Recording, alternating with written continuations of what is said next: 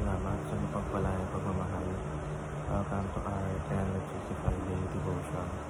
Ako po sa Alexander Gomez from Batch 3. At ang topic po na talakay natin ngayon ay maayos na buhay kay Kristo.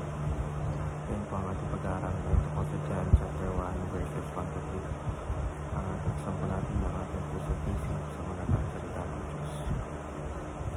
Sinasabi dito na in the beginning was the Word, and the Word was with God, and the Word was God.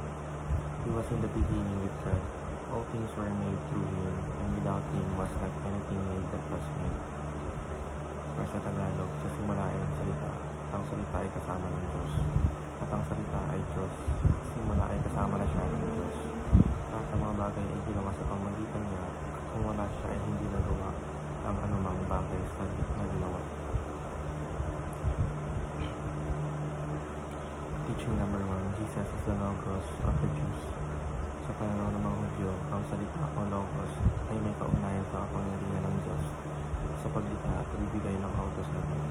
Ayon sa lumang tipan, sa pamamagitan ng salita ng Diyos, nilikha ang lahat ng bagay. Kaya kapag sinabing si Jesus ang Logos, pinapakita nitong siya ay ang katuparan ng salita ng Diyos na isinulat at pinangako sa Israel. Teaching number 2, Jesus is the Logos of the Greek. Para naman sa Griego, ang salitang Logos ay nangangahulugang rason o kaayusan ng isang sinuko. Ito ang lohikal na prinsipyo na nagpapagalaw at nagpapasunod sa lahat ng bagay. Pinakilala si Jesus bilang tunay na Logos. Siya ang pinagmulan ng karunungan, lohika at katotohanan. Teaching number 3, Jesus is the Logos who became flesh. Ayon sa verse, ang salita ay naging tao at tumira sa piling natin.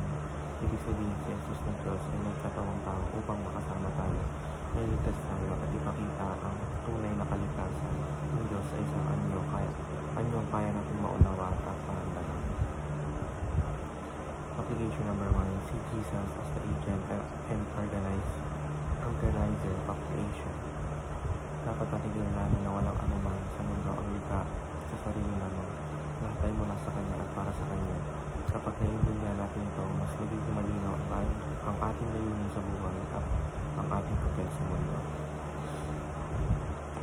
Application number 2, satisfy your heart's deepest desire. Maraming taong naghahanap ng kabuluhan sa karera, relasyon, tagumpay at material na bagay. Ngunit sa Jesus lamang ang makakapuno sa paghahanap na iyon, dahil siya lamang ang makakapagbigay ng tunay na kasiyahan at kapayapaan. Application number 3, set your life in order, having Jesus at the center. Kapag si Jesus ang nasa gitna ng ating mga desisyon, relasyon at pangarap, nagkakaroon ng kayasan ng ating buhay. Hindi nangangano ng walang problema, pero may direksyon at layunin tayong sinusunod.